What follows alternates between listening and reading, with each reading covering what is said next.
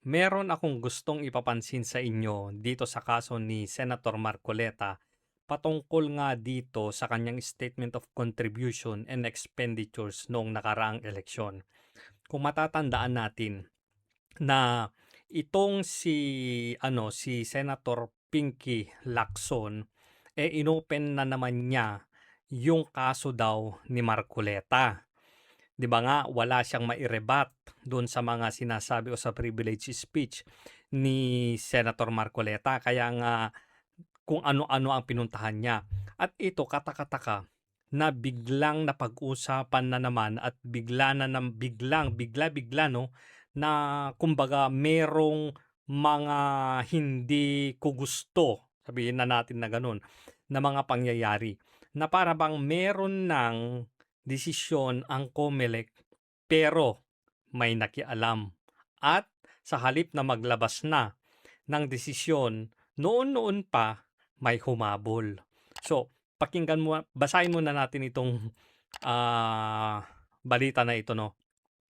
The Commission on Election COMELEC will release a decision involving May 2025 Statement of Contribution and Expenditures o SOSE of Senator Rodante Marcoleta on Wednesday, Chairperson George Garcia said. So, maglalabas na daw sila Wednesday. Pero, meron pa meron pang naunang pahayag itong si George Garcia na di umano ay tumanggap din ng mali-maletang pera ha. Take note, di umano yon. Ngayon, balikan natin itong sinasabi ko na interview. Ang date nito ay kailan ba to? Dali lang ha. 4 days ago, March 11. Yan. COMELEC bears complications in Marcoleta SOSE. May napansin lang talaga ako. Meron lang talaga. Play natin ha. Sana mahuli nyo kaagad. Ang iniimbestigahan patungkol kay Senator Marcoleta ay isang hindi lang factual na issue, isang legal na issue. Ang sineta po niyang depensa, para maging maliwanag lang, inamin, tama, may nagbigay sa kanya ng donasyon, binigay sa kanya pagkatapos siya mag-file ng kandidatura noong October of 2024. Subalit ang kanyang kontensyon, hindi pa po siya kandidato at the time na tinanggap at binigay yung naturang donasyon. So, ibig sabihin nito, may depensa si Senator Marcoleta. At base doon sa depensa niya, dapat maglabas na ng tawag dito, ng desisyon ang COMELEC. Pero may humabol. Tuloy natin to. Exciting!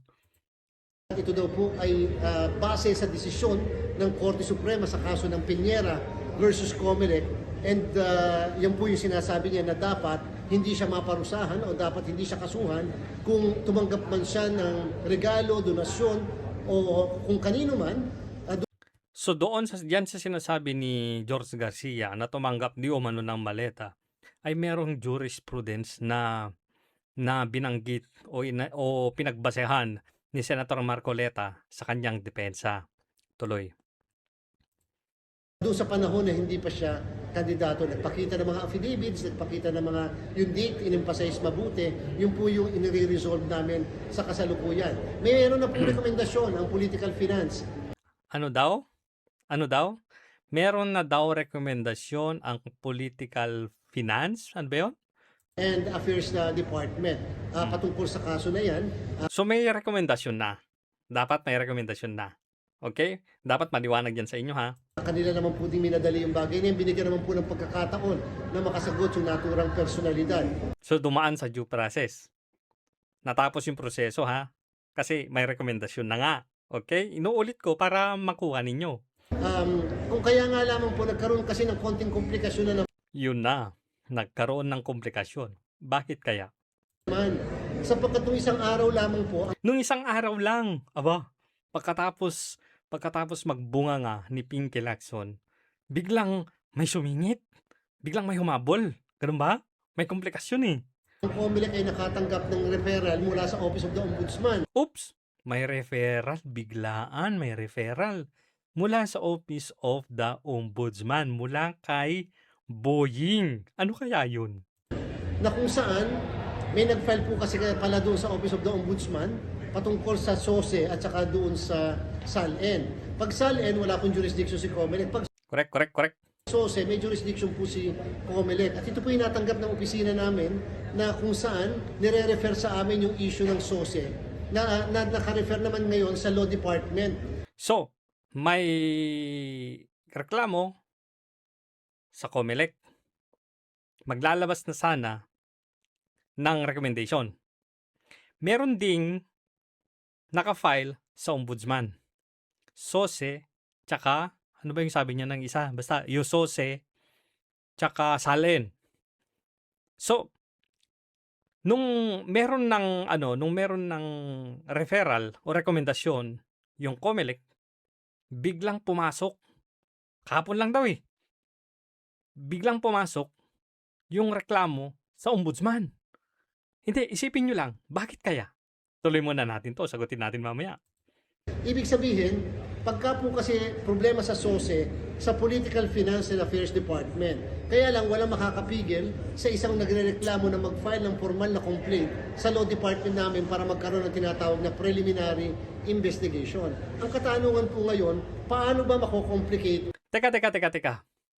Doon sa Finance Department, meron ng rekomendasyon. Tapos, bakit pumasok o inihabol yung SOSE na na-file sa ombudsman sa Law Department? Bakit kaya? Sige nga, isipin nyo muna, bakit kaya? Eto, haka-haka ko lang naman to ha. Kutob ba? Tuloy. Yung may ginawang rekomendasyon ng Political Finance and Affairs Department versus sa final ngayon na formal na complaint na nasa Law Department. Ito po yung final. Kung hindi ako nagkakamali ng kontradaya, Professor Araw, nag-file po sila ng kaso. So, yan po yung sinasabi natin na paano yung komplikasyon nun. Yung po bang findings ng Political Finance and Affairs Department ay makaka-impluensya sa magiging disposisyon ng Law Department. In the same manner, yung bang magiging disposisyon ng Law Department ay dapat maging basihan ng Political and Finance Department kasi po kung ano man po yung... So, para hindi humaba, ganito yan. Sana nakuha ninyo. Akin lang naman to. So, yung Political and Finance Department, yun yung humawak sa kaso na SOSE ni Senator Marcoleta. Ngayon, maglalabas na sana sila ng rekomendasyon. Tama? So, ibig sabihin may desisyon na sila. May i-recommend na sila na susunod na aksyon. Ngayon, biglang pumasok yung kaso daw sa ombudsman. Inihabol, nilagay sa Law Department. Bakit kaya? Ito, kutob ko lang ha. Baka kasi yung desisyon ng Political and Finance Department ng COMELEC ay pabor kay Marcoleta. Di ba? Pabor kay Marcoleta yung desisyon na yon. Kaya gumawa ng paraan yung ombudsman na ihabol yung reklamo na hawak nila sa Law Department. Para ano? Para mapigilan na lumabas muna yung rekomendasyon kung pabor kay Marcoleta. Kasi ito isipin ninyo. Simple lang naman. Kung yung Finance Department o Political and Finance Department ay naglabas ng rekomendasyon na hindi pabor kay Marcoleta, tingin ninyo, hahabulin ba yon ng kaso na hawak ng ombudsman at ilalagay sa Law Department? Hindi na, di ba? Kasi pabor na nga sa kanila. Against na yung desisyon kay Marcoleta. So, simple lang yung naiisip ko.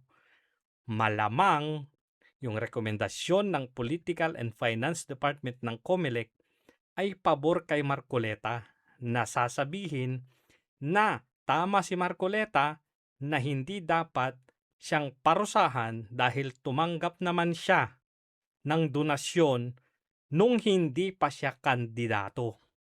Nakukuha nyo. 'Di ba? So, Pabor na pabor yun kay Marcoleta. Anong gagawin ngayon ng mga kalaban? Haharangin na lumabas yung rekomendasyon na yon. Gagawin ng lahat para baka mahilot pa at hindi pumabor kay Marcoleta yung desisyon. Diyan na ba gagalaw yung mali-maletang pera? Ako nagtatanong lang naman. Kasi maganda naman talaga yung depensa ni Senator Marcoleta at may jurisprudence na, may kaso na desisyonan yung Korte Suprema na pinagbasehan ng depensa ni Senator Marcoleta. Hokus-pokus ba ito para madiin itong si Marcoleta? Alam naman natin na kalaban ni Marcoleta itong si Lacson. Kasi parang batang umiiyak si Lacson kapag bumibira si Marcoleta. Alam natin na kakampi ng mga loyalista ngayon, kakampi ng administrasyon ni Bongbong Marcos. At di umano nakatanggap pa daw ng pera.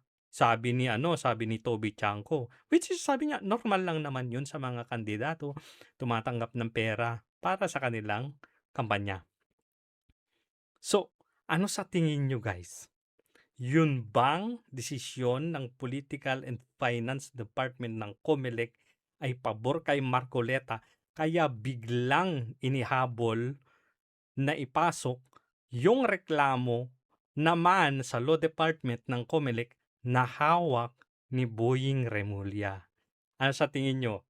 Hokus-pokus? Gustong pabagsakin talaga si Marcoleta? Kasi hindi kinakaya ni hindi kinakaya ni Lacson. Ito ba ay isang under the table na naman na galawan ng mga loyalista nga? Hindi kayo makalaban ng parehas. Binibira-bira kayo ni Marcoleta. Ipinapangalandakan kay Lacson, ipinamumukha sa kanya na takot siya na mag-imbestiga. Alam naman natin ang nangyari sa investigasyon ng Blue Ribbon Committee patungkol sa flood control. Nung lumabas si Gutesa, na-stop kasi papunta kay Martin Romualdez. Itong si Pinky naman, biglang may inilabas na naman na 2 katulong daw na maaaring mag-implicate kay Martin Romualdez. But in the end, mag-aabsuelto pala kay Martin Romualdez. Bakit kaya sa tuwing nababanggit ang pangalan ni Martin Romualdez ay biglang tumatalikod o umaatras si Ping Lacson? Katulad na lamang ng 18 Marines. Sino ang binibira dyan? Martin Romualdez at Pangulo at ang daming undersecretary. Nandyan pa si Trililing, kasama pa itong si George Garcia, kasama pa si Boying na nakipag-meeting at mga iba't iba pang tao na tumanggap daw ng maleta. Anong ginawa ni Pinky Lacson? Straight. Nagsisinungaling sila. At ayaw daw niyang patawag yung 18 Marines sa isang pagdinig sa Blue Ribbon Committee dahil ayaw daw niyang maging circus yung pagdinig ng committee niya. Ang galing no? Pinapaikot-ikot tayo ng mga to. Ginagamit nila yung kapangyarihan nila para ma-bend the law. Para mabaluktot yung batas. Di ba? Yun kung totoo o merong at least man lang may konting posibilidad yung tsorya ko o yung haka-haka ko o yung kutob ko. Ano sa tingin ninyo, mga kababayan?